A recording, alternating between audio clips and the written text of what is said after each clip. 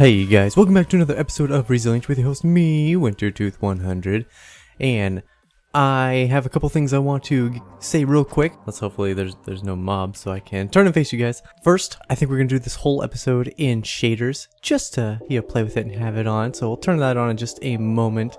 But I think technically we can't build some of the stuff here, but I've decided that that's not a problem. Instead, we're going to build this temple here instead of waiting for the new blocks to come out. And what's going to happen is once the new blocks come out, then of course if we're not done with other projects, then they'll get the new blocks, and everything that could be improved with the new blocks after they come out, once the map is technically done, I'll come back through and spruce things up with the new stuff as best I can before we release the map. So we're just going to work on everything as if nothing new is coming out, and when new stuff does come out, we'll just circle back around. So yeah, that's what we're going to do with that. In today's episode, we are going to work on this maze. I have a great idea for it, but we're going to need to cut down those two giant trees, and I'm also going to shear all the leaves off of them because I have a plan for that too. So I'm going to tackle that really quick. Alright, well I wanted to do a quick progress update for you guys, but I also wanted to show off the shaders, but it seems my computer is struggling today, and it's incredibly framey. So, we'll just take a brief look around, but then we're going to swap it out of shaders because it is super framey. Like, I can't even nail these easy jumps because of the frames. But you can, oops, you missed that one. You can kind of see the circle bit right there. There was a giant tree next to it, and we cut that down. And that basically cost me 6 blocks of iron just in shears alone to get the leaves, and we still have this whole side to do. This one with its little minions, that one needs to go as well, but I thought I would do a brief little clip to show you guys so I could explain why we're not using shaders for the rest of this video. It looks so nice, but it's just so framey. Alright, I had to make this little clip because I had to talk about it. These walls are incredibly time consuming. They are not difficult, but oh boy, do these take a long time to build, and there's not a lot of them. I have not built a lot of these walls. I built the 2 variations so I could show you guys, but that's it. I built 2 walls, and it took almost an hour to do this. These are incredibly time consuming for some reason. I think it's because there's a lot of different block materials that go into it, and because of their height I need a lot of that block, which means my inventory is constantly full. So I've made like 20 trips back and forth to resupply for materials that I just didn't have any more of. Like the wall block, I'm constantly running out of the wall block, and the stone bricks for some reason. The stone bricks are another one that I run out of, and same with the stairs because I spend all of my stone bricks in the stone brick slot. Quick side note, my son has been screaming downstairs, so if you hear him in the background, I do apologize, but he's been going for like 2 hours, and I really need to get some of this stuff recorded. So anyway, there's 2 different wall variations. We have the ones with the I meant for it to be like bushes growing really tall, but then I couldn't come up with a good design, at least not today anyway, that I really liked. But I do kind of enjoy this one, and I think a part of why I like it is look at the fences. As you move sideways, you get this, you see it, that it like slowly reveals the vines as you go through, and as you're walking up it, you just watch as those vines come into, or I guess technically leaves, they're not vines, they're supposed to be vines, but they just come into view and out of view as you go up and down these, and I'm hoping that kind of gives us like a mesmerizing feeling as you're running through this maze trying to solve it. I'm hoping that kind of mesmerizes players and will disorient them just a little bit, whereas the other wall is a counter wall, whereas this one's supposed to mesmerize a player. These ones are hopefully supposed to act as kind of like landmarks, so hopefully when you see one of these walls you can kind of look around and be like, oh, I recognize where I am, and these ones will hopefully be your saving grace. So I'm going to try to put those ones in key positions, key places that will hopefully act as a kind of counter to a hypnotizing wall like that. So I hope you guys enjoy that idea. I hope it actually pans out really well, where a lot of the walls make your eyes go funny and you get turned around and confused, but then there are some walls that intentionally have the design to reorient the player. So as soon as you find one of them, hopefully it'll set you guys right back on track and you'll know where to go. I'm trying to figure out a good way to kind of put hints into the maze to keep the player from getting totally lost, because at the end of the day we don't want you guys to be stuck in this maze all day. So I do want there to be some kind of like key features throughout the place that kind of lets you reset yourself. I'm hoping these walls can fill in that role, but I don't think this is going to be enough, so I'm trying to think of another way that'll help the player kind of figure out what they're going to, or how they're going to get through this maze. But I'm gonna put these walls down, figuratively speaking, for the moment. It's these walls that need to be done, and they need to be done first, because you can see I just kind of cut off on the edge here, and that doesn't really work out. For me to cut all the walls off at a certain point and then have to come back into the map to connect these walls up, or worse, build this wall and have to navigate through the maze to get to the to get back up to where it was or whatever. That sounds like a nightmare to me. So we're gonna try our best to avoid that, and I'm gonna see if I can't get the rest of these walls built up. Oh, another quick side note, I guess. I've changed the formatting for how I make my videos. We now do 2 days per video, sometimes 3, depending on how quick and easy a video is. Like the last video I did was a scavenger hunt. That only took a day to do, but by doing that we get to dedicate more time to doing bigger projects for a single episode, and they're still going to come out on the same time schedule that you guys will hopefully be used to by now. So let me get to work. We're going to put all these walls up. We're going to take a quick little detour here. I just got a message from Joe. He heard my request. There is supposed to be a pick in here. Yeah, an unbreakable silk touch. That's what we want. I expressed to him, oh look at this, look how many stacks of diamonds are in there. The exchange shop's pretty much ready to be functional at this point.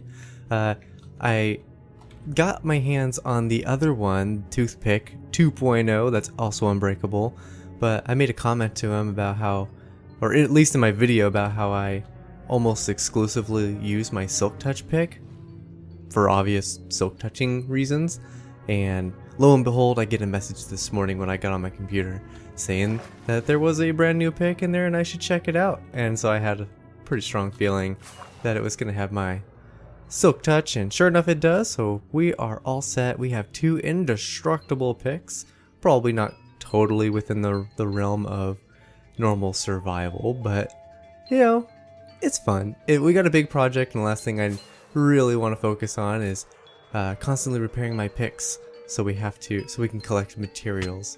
So I'm gonna get back to work on those walls. Ooh, frames. I'm gonna get back to work on those walls now, and we will convene after they are hopefully complete. Oh my goodness, guys. This is the end of day 3, so we're going to talk about this probably for the rest of the episode. 3 whole days of grinding away and building this wall. I have fancy leaves on right now just so I can see what it looks like looking through. And I kind of wanted to show you guys as well, but I don't think even being able to see through the leaves is going to be too much of a hindrance. In fact, I think it would actually be more difficult to solve this maze if you could see through, and then you're trying to think to yourself, well, how do I get over there, instead of actually navigating the maze. But we're going to turn it off, go back to our default settings, because I believe that this is going to be best or most fun when you cannot see through the leaves just like that. I did make all the redstone that goes into this maze hidden, so you shouldn't be able to see it even if you can see through the leaves. But let's walk through it real quick. So this maze is designed to be completed in 2 parts. Part 1 is figuring out how to open, let's see if I can find one, how to open, here's one. These doors, these green mossy bricks are doorways. These are 3x3 doors, and they will open when you find the switches for them, and you have to find them in the correct order. And you'll recognize the switches when you see them, but I'm not going to show them off on camera. Here's 2 more doors. You find the switch, you flip the switch, one of the doors will open, which will open up a new section of the maze to you. So let me grab my rockets, we're going to jump into the sky, and we're going to take a look at this from the air. Okay, so we're kind of in the air. We're in a tree.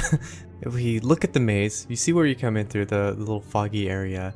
Comes through the little gateway entrance, and you can see where all of the doors are. There's one there, there's one there, and there's one right there. So you got the 3 doors, and they each unlock much bigger sections of the maze once you get beyond those points. So that's the first kind of challenge, is getting those 3 doors open will get you closer to the end, which is that right there, that Omega door. That is 3 sealed doors that require 3 switches to open all of them.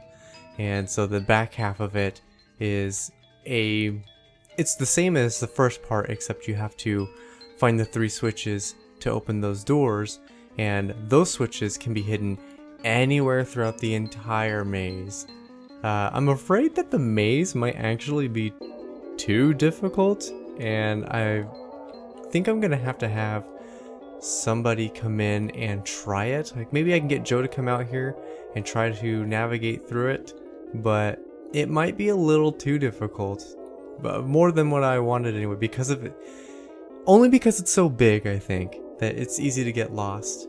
We're gonna have to pop into creative mode. I had to do a creative mode thing to really seal this place up, and so I want to hop into creative mode so I can show you guys firsthand what that is. So let's do that together. Game mode, creative, and so we should be able to just fly down here. So I'm sure you guys are well aware, but I use creative mode for things that you just cannot do, like command blocks and the barrier blocks. So I built this wall in on both sides, and I do plan to have players be able to eventually get on top of these walls. So it was really important that I brought these barriers in up to the wall, so when you're up here you can't hop out of the map. So that is one creative mode thing that I had to do. Another one that I haven't done yet, but I still plan on doing, is putting over here and on the very front of it player detection command blocks. One that's further out, the further out one will turn off, and the one that's closer will turn on the rain. So when you are entering the maze, it'll become rainy and foggy, and when you finally get out of the maze on both ends, the further command block will detect you and turn the rain off. So it will always be raining while you're in the maze, and it will always stop raining when you get out of the maze. So I thought that'd be pretty cool. Alright, let me get out of creative mode, and we can sleep this night away. Alright guys, one last time, let's walk through it. I opened up one of the doors so we can kind of get a feel for what they look like when they're open, and what this maze is all about. Let's go this way. I believe it's this way. No. Oh, yep. Yes. Aha! So here's one of the doors that I've opened just to demonstrate, and you can see it fully opens. You cannot hear these doors open when you flip the switches because you're generally much farther away from them than earshot. And there's also no indication to let you know that when you flip the switch. So you just flip a switch, and that's it. You don't know which door opened. You don't know that it opened a door unless you watch these videos, of course. But I just want to open up another side of the maze just so we can get a feel for like how big this thing actually is. And you can genuinely get lost in here. See, we found one of the 4th doors that gets you to the inner sanction area where the trees are, the big trees. But that's not where we want to go. We're just trying to not get lost, and mostly I'm just trying to demonstrate like how big this maze actually is. Like you could seriously get in here and be lost for hours. Let's go this way. Nothing that way. Nope, I found a section I didn't bone meal. Okay, I'll have to try to remember how to get back here. But I hope you guys enjoyed this episode. Hope you guys really enjoyed this maze. I can't wait for you guys to be able to get in here and try it out yourselves. I think it's going to be a lot of fun. I think you guys are going to like it a lot. But that's going to be it for today's episode, guys. I'm going to end the episode here. Me lost in this maze. Oh, I'm not going to be able to get out of here, am I? No, I got rockets. I can fly. I'm the greatest. I can fly. Alright, thank you guys so much for watching. Leave a like if you like. Subscribe if you haven't. Share with your friends. And I will see you guys in the next one.